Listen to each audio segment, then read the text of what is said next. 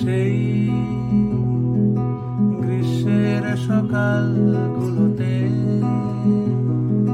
পর্দা ঠেলে সরিয়ে হাওয়া দিল ভাসিয়ে, হাওয়া দিল ভাসিয়ে। হ্যালো এভরিওয়ান, সং স্টোরি শর্টের পরবর্তী এপিসোডে সবাইকে স্বাগত। আজকের গান আলস্য। আলস্য আমার বহু পুরনো গান, 2005 সালে লেখা। 2012-তে আমার প্রথম অ্যালবাম যখন বেরোচ্ছে দূরবীনে চোখ রাখবো না, সেই অ্যালবামে গানটি স্থান পেয়েছিল এবং পরবর্তীতে 2018 সালে সুরাঙ্গনার কণ্ঠে শ্রীজিৎ মুখার্জি পরিচালিত উমা ছবিতে এই গানটা আপনারা শুনেছেন। এই গানটার গল্প যখন বলতে হচ্ছে তখন আমাকে টাইম ট্রাভেল করে ফিরে যেতে হবে 2005-এ আমি ব্যাঙ্গালোর শহরে, এবং সেই সময় আমি যা গানই তৈরি করছি সব কিছুর মধ্যে একটা অদ্ভুত আকুতি, একটা বাড়ি ফেরার ইচ্ছে, কলকাতা ফেরার ইচ্ছে, সব কিছু মিস করি আমি সেখানে। এবং গানটার মধ্যে কোথাও একটা মা লুকিয়ে আছে, কারণ তুমি আঁচল পেতে রাখো না আমি আসছি চলে, এটা অবভিয়াসলি মায়ের সঙ্গে কথোপকথন হচ্ছে। গানটার মধ্যে হয়তো কোথাও ছোট অভিমান আছে, মায়ের সাথে হয়তো ছোট অভিমান হয়েছে, সেটাও বেরিয়ে এসছে গানের মধ্যে। ছোট জিনিস কিন্তু বড় করে বেরোয়। এরপর বলতে হয় গ্রীষ্মের সকালগুলোর কথা। তো অবভিয়াসলি আমি ব্যাঙ্গালোরের গ্রীষ্ম নিয়ে কোনো রোম্যান্টিক অনুভূতি আমার ছিল না, যা আছে সবই বাংলার প্রতি এবং কলকাতার প্রতি। এবার কলকাতার গ্রীষ্ম বা এইখানকার গ্রীষ্ম আমার খুব প্রিয়, এটা শুনলেই অনেকেই তেড়ে আসবেন হয়তো, কিন্তু গ্রীষ্মকাল আমার প্রিয় ঋতু। হয়তো আমার জন্ম চৈত্র মাসে বলে, কিংবা জানি না কী কারণে আমার ওই যে হালকা হাওয়া দেয় দক্ষিণ থেকে, দিনগুলো একটু বড় হয়, পজিটিভিটি পাই আমি, আমার মন ভালো থাকে। আমি এখনও জানলার কাছে বসে থাকি, পর্দাগুলোকে সরতে দেখি, অল্প অল্প হাওয়া আসে ঘরে, মৃদু হাওয়া, এবং সেটা আমার ভালো লাগে। যাকগে, যে গান তৈরি করে তার প্রিয় কিছু জিনিস তো গানের মধ্যে ঢুকে পড়বেই। তাই এইভাবে গানটা তৈরি হয়। আমি কি করছি সেই সময় আবার ফিরে যাই 2005-এ। আমি ব্যাঙ্গালোর শহরে প্রচণ্ডভাবে সংস্কৃতি এবং নিজের রুটস খুঁজে বেড়াচ্ছি। খুঁজতে খুঁজতে আমি পৌঁছে যাই রঞ্জন ঘোষালের বাড়ি। ঠিকই ধরেছেন, মইনের ঘোড়াগুলির আদি ঘোড়া রঞ্জন ঘোষাল।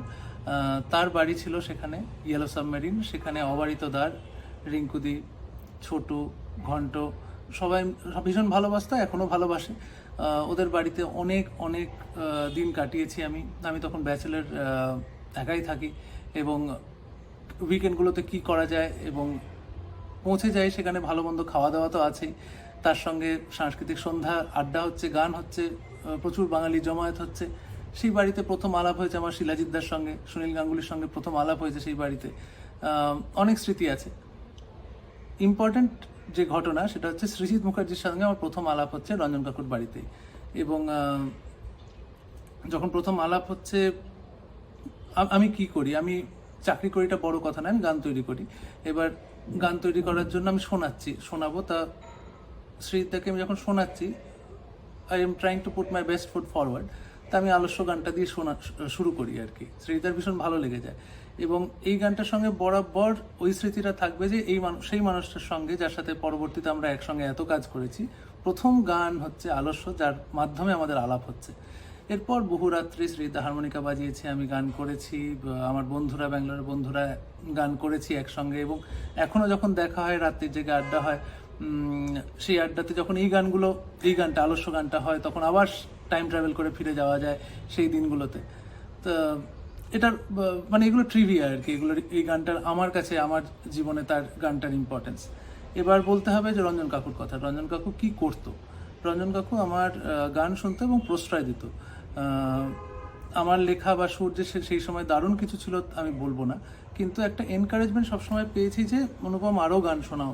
প্রত্যেক সপ্তাহে আমি যে গান তৈরি করছি, আমার কিন্তু একটা শ্রোতা বা শোনানোর জায়গা ছিল, সেটার ইয়েলো সাবমেরিন, এবং সেখানে রঞ্জন কাকু এবং সেখানে যারা আসছে প্রত্যেক সপ্তাহে তাদেরকে আমি শোনাতাম গানগুলো, এবং শুনিয়ে নতুন গান তৈরি করে করতেই থেকেছি। করতে করতে একটা কি বলবো, একটা কনফিডেন্স জন্মায় আমার মনটা আর কি, আমার কাঁচা মাটির মতন, এবং আমি সেটাকে কনস্ট্যান্টলি ভাঙি গড়ি। এবং সেই সময় যে ফিডব্যাকগুলো পেয়েছি মূলত রঞ্জন কাকুর কাছ থেকে, সেগুলো আমি খুব বড় করে গ্রহণ করেছি। কারণ আমার মনে হয়েছিল যে উনি কথাগুলো মানে অনেক কথাই বলছেন, কিছু কিছু কথা খুব গুরুত্বপূর্ণ বলছেন। এই গানটার কথা কেন বলছি এবার, আবার এমন জাগে কোনো চেনা সংরাগে। এই যে সংরাগ শব্দটা, এটা রঞ্জন কাকুর বানানো শব্দ। আমার মনে আছে পরিষ্কার সেই দুপুরবেলাটা যখন আমি শোনাচ্ছি, আমার আগের শব্দটা ছিল অনুরাগ। অনুরাগ শব্দটা শুনেই রঞ্জন কাকুর বুড়োটা একটু কুচকে ওঠেছে। শব্দটার মধ্যে আর কি মানে একটু সেকেলে, একটু বহু ব্যবহৃত এবং নতুনত্ব কিছু নেই। আমরা যারা নতুন বাংলা গান করছি, তৈরি করার চেষ্টা করছি, তারা কি করছি, কি নতুন করছি? তা why don't we try to make a new word? তা সমযুক্ত রাগ, সন্ধি বিচ্ছেদ করে নতুন শব্দ তৈরি হচ্ছে, সংরাগ। আমার বয়স অল্প, 22, 23, 24 হবে, এবং আমার মনে একটা অদ্ভুত আনন্দ এবং আমি খুব এক্সাইটেড ফিল করছিলাম সেই সময়, আমার মনে আছে। এবার এই সংরাগ শব্দটা ব্যবহার করা হচ্ছে গানের মধ্যে। এখান থেকে এটার থেকে কুইকলি আমরা চলে যেতে পারি মহিনার ঘোড়াগুলির রানওয়ে গানটাতে। সেখানে সংবিঘ্ন পাখিকুল, পাখিদের সংবেগ, এই শব্দটার সঙ্গে কোথায় মিল আছে সংরাগের? কারণ সেটাও সংযুক্ত বেগ করে শব্দটা তৈরি হয়েছে, এবং খুব কমন নয় শব্দটা, একটু আনকমন। সেটা রঞ্জন কাকুর তৈরি করা শব্দ, বোঝাই যাচ্ছে। এবং সেইটার ছোঁয়া আমার গানেও থাকছে। আমার নিজের ভালো লাগা বাড়ছে এবং আমি আরও ইন্সপায়ার্ড ফিল করছি যে তাহলে সামনের সপ্তাহে আরও নতুন কিছু করা যেতে পারে। তো এইভাবে বহু গান তৈরি হয়েছে, রঞ্জন কাকুর অবদান বহু গানে আছে। আলস্য আমার সারা জীবনের অত্যন্ত একটা প্রিয় গান হয়ে থাকবে, বিভিন্ন কারণে। আজকে এইটুকুই থাক, পরবর্তী এপিসোডে আবার দেখা হচ্ছে।